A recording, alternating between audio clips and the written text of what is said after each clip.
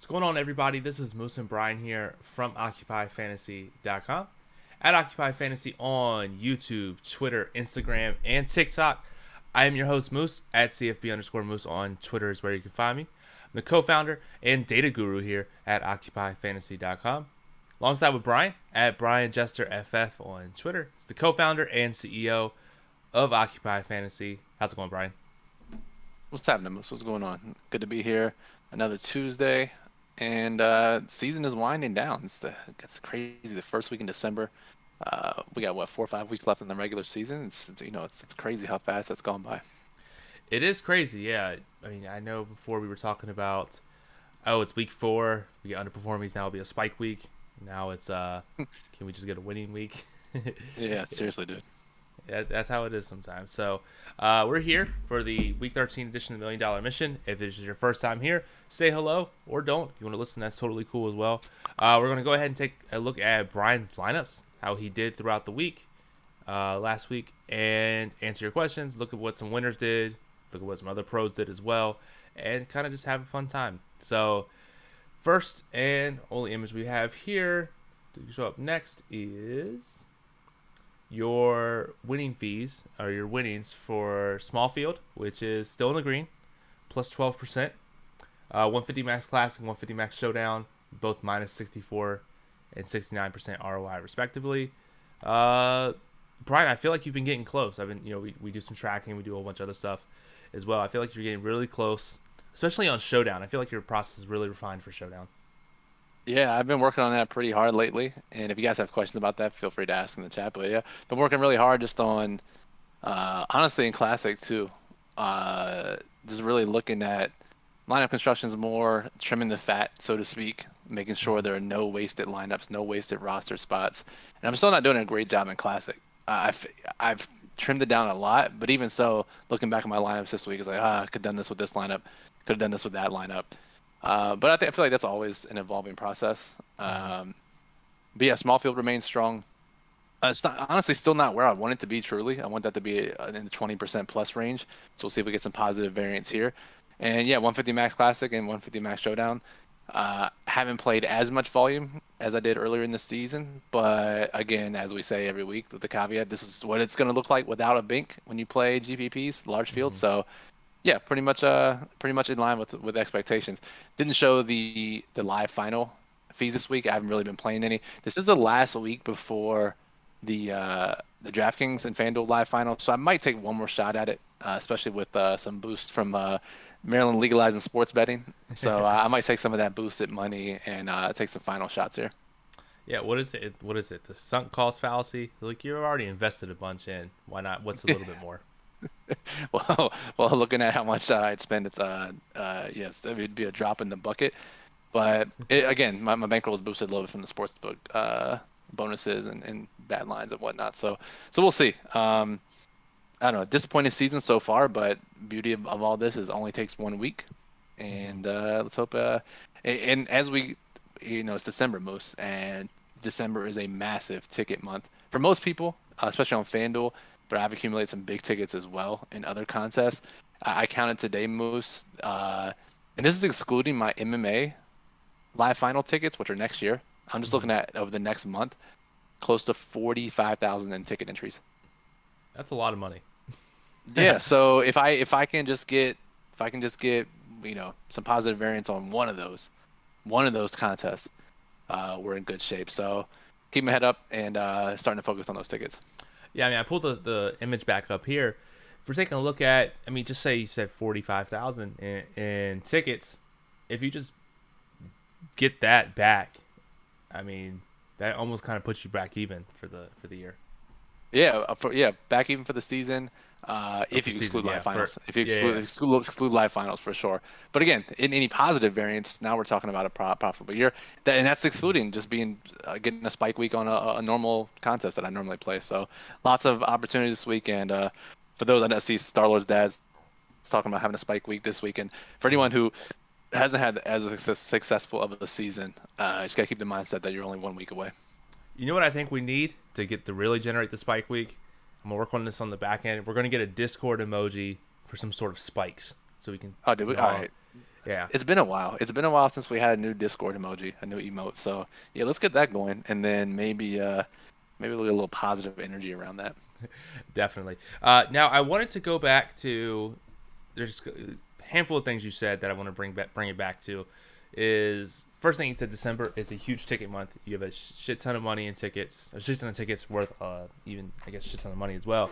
But a lot of our members, a lot of other people do as well. I know on FanDuel, the fan championship, the $250 tickets. A lot of people have been chasing those. Those have been really good. But it seems like in general, December is such a big happy ticket month. I'm curious what your overall strategy is for December. Yeah, so if you're watching this, you probably have heard us before talk about the fan championship on FanDuel being one of the best tickets you can chase in DFS. Two of the big reasons, most one is they start the qualifying so early. Like I was getting tickets back in preseason NFL. So you have from August until December 18th or so, you have not only NFL, other sports as well. I see in our NBA channel in the Discord all the time people posting that they want tickets through NBA. But you have showdown slates 3-4 times a week. You have the classic slates. You have the sub slates. All these chances for 4.5, 5 months to earn tickets to this contest, which gives you an opportunity to really backload it towards the end of the season. And then two, is one of the more reasonable chances to win $1 million in DFS because unlike some of the mega millionaires on DraftKings, the average person would need a lot of luck or improper bankroll management to win. What you see on screen here is the 4K ticket, the 3K, 2K, 4K, those types of millionaire tickets. Those are tough to get. However, and I would say if you get one of those tickets, that's the most reasonable chance at $1 million because it's like 500 people first gets $1 million. But the fan championship, only $250 entry fee, which means satellites as cheap as 25 cents, very attainable, and you end up with around 16,000 people in December, and $1 million top prize, 250 to second. Plus, the hidden benefit of that contest, Moose, is the fact that people won these tickets early. There's going to be dead money for people who don't set their lineups because they forgot about it or didn't realize they won tickets. So it makes it that much better of a contest. Not in the fan championship, but I have done that before where I've had a ticket, things go around, have my normal process, totally forgot the ticket even exists, and have dead money with it. So yes, definitely a big possibility there. So we're really looking forward to the fan championship and seeing what people can get from it. It's always a fun sweat, just because you have so many different people from smaller bankrolls that you can go sweat with, have a fun time. Like we said last week, you can get first. Everyone else knock if I can get second through 10th. Yeah, that'll ensure all of us a profitable season if that happens. Definitely. And not to forget, I don't think you've been chasing it. I actually don't know if you have. I haven't asked you, but World Cup, something that comes around every 4 years. I have a handful of tickets to the soccer soccer final. I have a ticket to the King of the Beach qualifier that DraftKings, if you're listening, please post one. I don't know. Have you been chasing any of those tickets? I haven't, just because my schedule and already workload's been crazy, but I was going to talk to you about this earlier, just personally, but yeah, it's a great idea to chase those tickets because we know niche sports are easier to beat than the biggest sports. And from what you've seen, Moose, I guess two reasons. You won most of your tickets through like NHL or something the other day, right? Or last night? Yeah, I won. I got notified that there was some overlay in NHL, so I went ahead and hammered it, put a random lineup in outside of my normal process, and of course it would have gotten like a top 0.1% finish in GPP. Cleaned up on the tickets there. It's just been soccer, and with the way soccer is, it's so goal dependent. If there's goals and you have that guy as your captain, especially I've been playing a lot of Showdown. I'm actually profitable for the World Cup Showdown. I almost had another King of the Pitch qualifier today. I had the guy who didn't score literally 50 DraftKings points in soccer as the captain. Hard to win without him. There was only one person above me who had him as captain, so if that gets switched out, I get another $25 ticket. But yeah, those niche sports, if you can find, we've talked about this several times before, even within a sport, if you can find something that you're profitable in, use RotoTracker, spreadsheets, whatever you can to find out specific sports or even type of contest with contest size within specific sports. If you're good at it, you're profitable at it, keep hammering those edges. Yeah, and I will say The other great thing about it is the fact that people don't change their lineups. Like I saw some like 5K head-to-heads in like the Thunderdome, where people were playing guys not in the starting lineup. So, I'm sure you've seen when lineups change. Half the people don't even know, and maybe half is even a generous number, don't know where to find starting lineups, who takes corners, things like that. So when you can find those, you're already a step ahead of the game. And Well, that not kind only of reminds that, me. I was going to say, but not only that, but especially early in the World Cup when you had these 5 a.m. Eastern time games. Yes. If there was any, you just wake up just 30 minutes before and just check your line and make sure everyone's in. You can literally just swap to just names if you have to at that point. Like, you go back to sleep. But when those off times, outside of normal business hours of sports are going off, that's when you can really hit when there's some chaos. Yeah, exactly. Or even in sports where it's unexpected. I'll tie this back to NFL now, where even just as recently as last night, Cameron Brate was expected to play, and then we get inactives, and he doesn't play, and that changes a lot of things. You wouldn't think that a tight end of his caliber would change much, but it now gives us an amazing value play in Kate Otten, who's $1,200 cheaper on DraftKings, only $7,500 on FanDuel, and was in both optimal lineups on both sites, and was a great overall play, and only ended up he was 20% on DraftKings, I think, and like 10% on FanDuel, when we know he would have been much higher owned had this news broke earlier or Cameron Brate was ruled out on like Saturday or something. So just be willing to adjust, because we get it every year too, not just in Showdown, but we'll get some random 11:30 a.m. inactives that we were not expecting in Classic.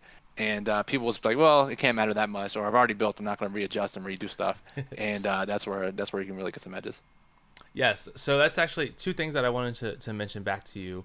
Is one, speaking of the late breaking news, and want to pick your brain some on the record, where Maryland, now where you live, is a legal sports betting state. You've been out of the game for a while. You haven't been to Vegas in a while, and kind of how are you getting your mindset taken away? Because thank you Bets in our Discord channel, who does the betting videos for us. They're fantastic. He's up a couple units for the season. If you want to go ahead and check out his videos on our channel. But we get not only the Kate Otten news, we also get beat reporter news saying Lenny's not 100%. He's active but not 100%, and he's and his mindset, or and on our mindset as well, where it's, oh, this guy's not even 100%. That wasn't news we didn't know. Let's go bet Rachaad White over 2.5 receptions, Otten over receiving yards, and then went from 15.5 to off the board, opening back up to 26.5 or so. So curious to get kind of what your mindset is with how are you handling in the mix of DFS and with betting as well. Yeah, I think the best way to describe it is rusty, because I was doing sports betting full time for a decent period of time, long before DFS, and I had basically the processes I have now in DFS. I had those routines in sports betting where I would know when the props would come out. I would know basically all the timeline stuff we talk about in DFS and our strategy guides, like, oh, on this day, look for this. At this time, look for this. I had that in sports betting. But now I have DFS just ingrained in my mind. So when I see Cameron Brate ruled out, here's my thoughts in order most was, oh, Kate Otten is a great DFS play. Now he's underpriced. We have to update ownership. Talk to you and Jack. Let's update ownership. We have to update the model. Let's do that. My lineups now, I need to get in Kate Otten and take out Cameron Brate. Let's do that. And now we're talking 15, 20 minutes after this has happened. And I'm like, oh, I wonder if any books are still hanging Kate Otten lines. Let me go check it out. Oh, FanDuel list. Let me hammer this and get those lines in. So you're figuring that's a 25, 30-minute buffer in a very fast-moving world. So to me, I need to think of in order, because, again, all those other things take time. It doesn't take more than 20 seconds for me to know when a bet is good and when something happens, right? Like we're doing this long enough that, again, we know Kate Otten over 18.5 is a great bet there. So I need to get that re-ingrained in my mind, the breaking news consequences. When I hear news, what do I go do, right? Because a lot of times, even like season-long stuff, right? Oh, this quarterback got hurt and he's out for the year. I need to bet the other team in that division's future or something like that, right? Yeah. And my mindset's not there yet. So it's going to take a reacclimation period here over the next few weeks, and it's also going to depend on how deep I want to jump into this. Yeah, exactly. And I'll just say really quick before we move on to the next thing that I want to talk about is it was big when I've gotten that mindset when during COVID, during college basketball, when they had the first season back, and you would have 150 games on the schedule, and you would have to just have 600 Twitter push notifications of all the schools, and it would be like starting lineups. I don't even know, like William and Mary. It's like, oh my goodness. I don't know who even this. I don't know who this guy is. Starting. Yeah, it's like who's supposed to be starting, and you get like the school newspaper, and it's like this person has COVID. It's like, all right, well, just go ahead and bet this. Like that's like the ultimate extreme end where you get yourself into the betting mindset of you're not. It's one of those things, Brian, where you don't have enough time to really math and model it out. And let's say if you know that, for example, Otten is 15.5 before the injury news come out, and now he's starting. You don't have to know and do the projections and say, oh, that's a good over bet, because you already know from past trials and tribulations that he's going to get a bunch of work as a tight end one. It doesn't matter if the projections say 26, 27, 19, you know that's still a good bet. Exactly. And I think that's the key thing, is knowing what it means for the sport you're looking at. Like if NBA, I'm not really touching NBA props because I don't play NBA DFS, so I don't really know the consequences immediately. Oh, Anthony Davis is ruled out randomly. Now what does that mean? I guess that means I go bet everyone else's overs on the team, but like I don't know the degree to what that means, because whatever bets are on, whatever lines are posted, the like those are built for all the players being active.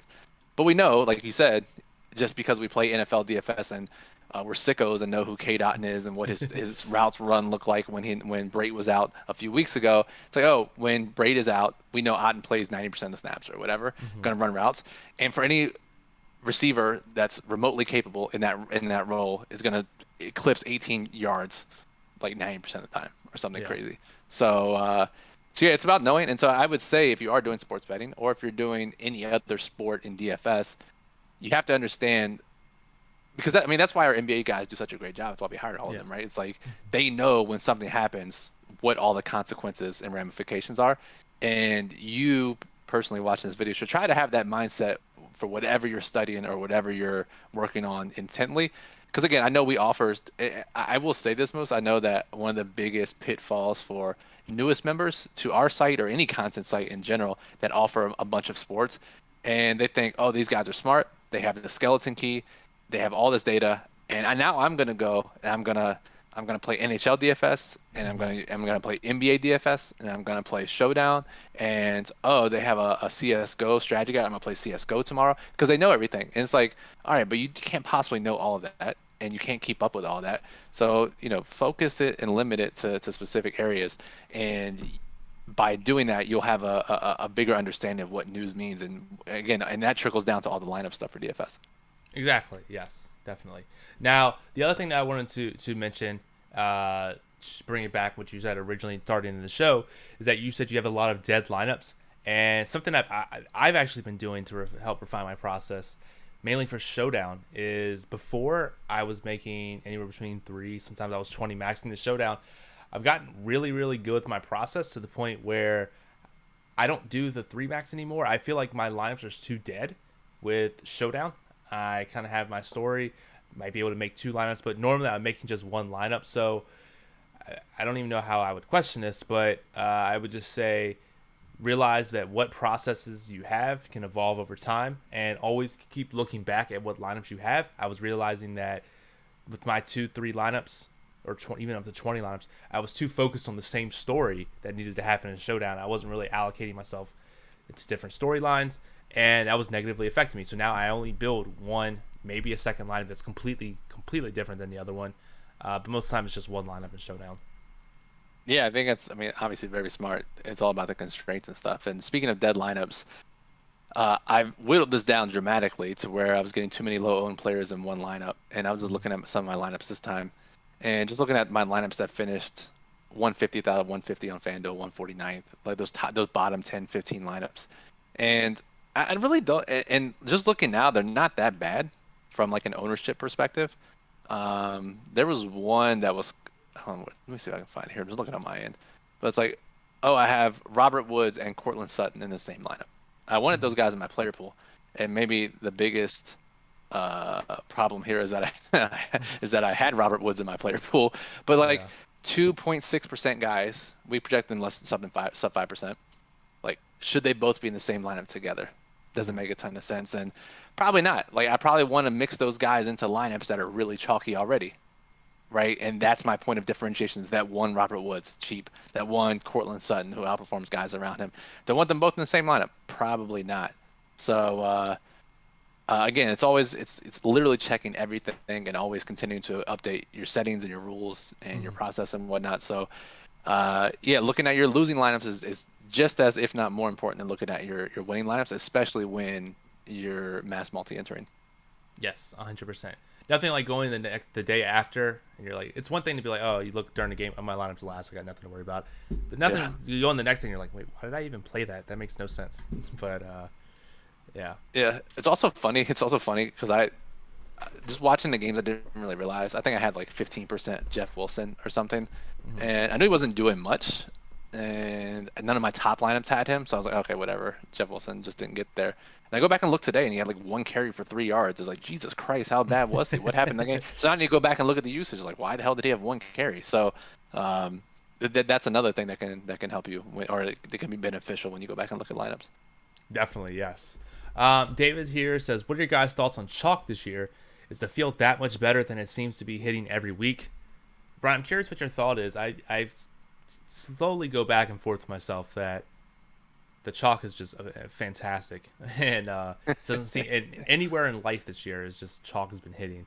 But I mean, projections get better every year. You have a ton of content sites that produce very on-point projections, and people are going to gravitate towards that. I'm curious what your thoughts are. Yeah, so we talked about this a few weeks ago, right? When chalk was smashing early in the season. It's a great question, David. I know a lot of people are discussing it around the industry, but really what it comes down to me is just the pricing for the sites. The pricing has been abysmal, especially on DraftKings. But like Garrett Wilson at 4,300. Like he should be chalk and he should smash that chalk. Like when the pricing is that bad and you have good projections, like the chalk is going to perform better. Just looking, and this feels anecdotally, I haven't actually looked at it, but the pricing is more terrible this year than it has been literally since I've been playing DFS. The algorithms, the pricing algorithms have just been off or not monitored, and we end up with just a handful, or probably even more, dozens of mispriced players per week, and it forces the field to gravitate towards those guys, and you almost have to have them because they're priced so poorly, and what it allows you to do with your lineup. And in that regard, Moose, that is limited the effect of stacking because you have to have these value plays in your lineups. It could be because they're outperforming them by so much because the pricing is so off. So I think we have to look at it slate by slate. There were a couple slates on DraftKings in the past month or so where the pricing was really tight. And it's like, okay, this isn't too bad. There's no major values, but the past couple weeks we've been back to it. So this is just it's really a function of pricing. If we continue to get really bad pricing, then we're gonna have to play chalk more and more. If anything, we should be hoping that the sites tighten up pricing, but I haven't seen any indication, Moose, that that's going to be a thing. Yeah, I mean, as David pointed out here, the tighter the salary, it seems like they're just free pieces, and you have to just take them, and it's just going to right. Like you should have played. Like Garrett Wilson has like a 30% target share, like a 30% air yard share. It might even be more, and he's 4,300 on DraftKings. And now coming off like a 200-yard game, now he's still not over 6K on DraftKings. It's like you just have to play these guys, and that goes to my point of like Cortland Sutton and Robert Woods. Like those guys are appropriately priced, so they have to completely outperform someone else's baseline to return value, which goes to show why you might not want to Galaxy brain it too much this year. Yeah, I mean the biggest thing that I'll say where has been getting the best part to Galaxy brain is the defense. I mean, it seems like a lot of the chalk defenses haven't been doing so well. We even see it last week where 4% Cleveland Browns scored, what was it, 30 points or something like that? And, yeah, exactly.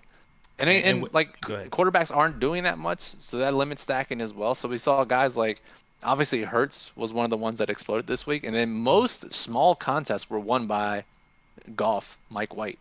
And it's not like they exploded. They had like 20, 22 DraftKings points.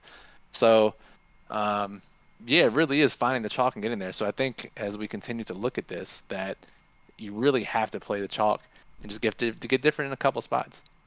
Yep. And speaking of that, I do want to bring up, before we only got a couple minutes left in the show, I do want to bring up the Fantasy Labs contest dashboard here, which you see on screen. here, Garrett Wilson was the highest owned player in the entire Millie Maker contest on DraftKings. Again, it just goes to show how terrible the pricing was. Yeah, Garrett Wilson, Amon-Ra St. Brown, both crushed. I would even say Amon-Ra is still underpriced as well as an elite wide receiver one for the Lions. I mean, Right. Wilson's role is basically what Amon-Ra's is, Yeah. and he's really good. So it was the equivalent of pricing Amon-Ra at 5,300, and it's like, okay, so we're just gonna play that every time. And I Or didn't even, play him every time. I played him yeah. a lot, but not every time. Yeah, and then again, P Ryan 6K. But yet they'll price up Kelsey 8K, which doesn't really make sense, but it is what it is. Yeah, I wanted to take a look, Brian, at the leaderboard just because shout out. I saw the person's tweet, and she was on a couple podcasts as well. Definitely shout out to her. They wanted to show her lineup, which had Zonovan Knight and Garrett Wilson, little mini stack there, and Geno, Lockett, Devontae Adams, where honestly it seems like a pretty decent lineup. Some low owned plays, some really chalky plays. Overall, a good mix of both, I think. Yeah, the construction itself, it looks weird, right? You're gonna say I'm not gonna play two Commanders and two Jets in the same lineup.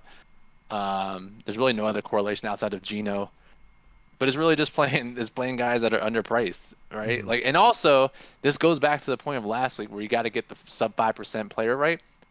If you have 28 points from the Browns defense, not a lot else matters in your lineup. If only 4% of people have them, you're only compete because no other defense is coming close to that. And you had to have Cleveland to win a big GPP last week. So once you got that, the rest of your lineup can look like whatever. So this just reiterates that point that if you get the highest scoring player at the position at lowest ownership, that it really expands your margin for error, and it's going to open up some weird looking lineups that you really don't have to worry about that much. So I think this even, this is kind of just enlightening for me a little bit too here. It's like, if we can find that running back, a receiver, a tight end who can do that, we can play those chalk around it without much correlation, and have a chance to win GPP. I mean, honestly, it's what we've seen most GPP wins be like this year. So probably something we should look to do here in the. Well, it's only been 13 weeks, but maybe we should probably start implementing that. Can you go back to the ownership moves for the Millionaire Maker just real quick? Yeah. Because you can look at guys that were underpriced for their role versus who were just regularly priced but in like good matchups or something. Okay. And it was really just the guys who were underpriced that smashed and got into the top 1% of lineups. Like Garrett Wilson, Amon-Ra, Christian Kirk, Ryan. P. Ryan, who else here? Christian Watson, 5,200. Let me see here. Who else? Zonovan Knight, 4,600. Jacobs, I guess you could say, is underpriced. He's the best running back on the planet. Like all these other guys, like Nick Chubb, Kelsey, Eckler, Burrow, Aaron Jones, like their prices reflected their actual role. They were higher owned because they were in good matchups or game environments or whatever you want to call it, right? And really, none of those guys were in tournament winning lineups. Really, it's the guys who are underpriced dramatically are the ones we should be targeting. That's the chalk we should be playing heavily.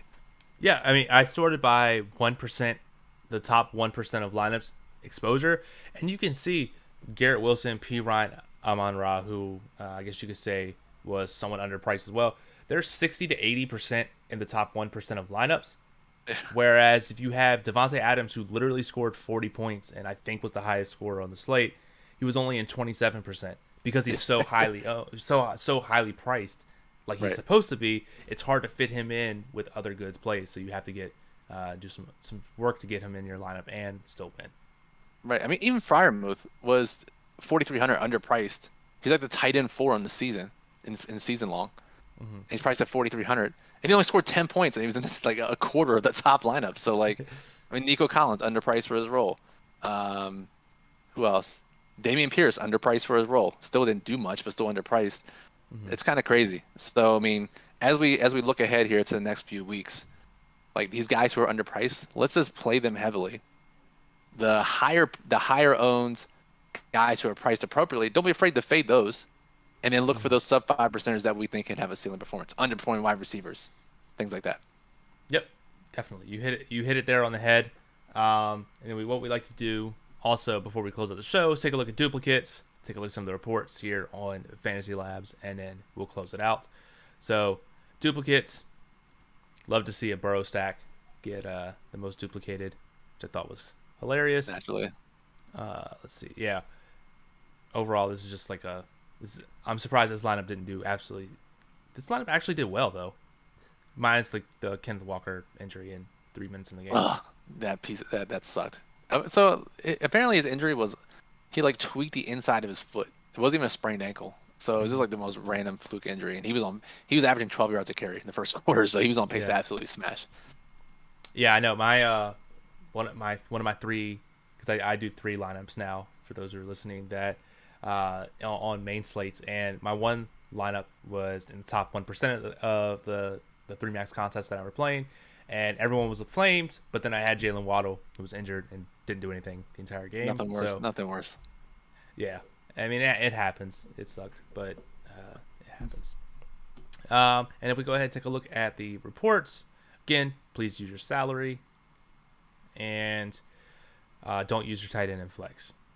18% of all lineups use it, and basically 7% in the top 1%.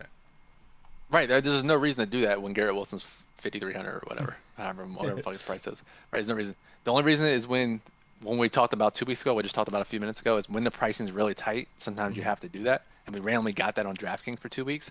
But when it's not that way, there's no reason to use tight end and flex. Yep, exactly. So that pretty much was all the things that I covered that I wanted to cover. Brian, was there any last lingering thoughts or concerns or anything like that? One thing really quick I did want to say, AM Hunt, the person who won the Millie, had the greatest lineup construction ever, even though they only made 3 lineups. Garrett Wilson, Amon-Ra St. Brown, and Cleveland defense were actually no, just Amon-Ra and Garrett Wilson were 100% of the lineups, and Cleveland defense was 2 of 3, which is great. That's just incredible. I don't even like from the future type lineup construction. That's crazy. Congrats and enjoy that. Definitely. Anything else you wanted to mention, Brian? No. I think we hit it on the head. Just go back and rewind. If you watched this already, rewind it and listen to that ownership part. I'm going to do it myself. It's something I haven't been doing as much of, and really the light bulb didn't really come on until just today. So let's look to employ that here in the coming weeks. And no better time to have an epiphany than ticket December. So let's use that to what we know and get some variance moves and capitalize on these tickets. Definitely. It's not how you start, but how you finish. So let's hope we go ahead and finish strong while I work on that Discord spike emoji for next week. But yes, so that'll do it for tonight's show. If you have any questions or comments, you can go ahead and comment on the YouTube video. We do have the Occupy Fantasy Discord, Twitter, all that other stuff is open as well. Back on Saturday, Brian and I will be doing our normal NFL show. Have some videos along the way as well. If you have any more questions, like I said, we're here. But until next time, Moose and Brian from Occupy Fantasy, have a good night. Peace.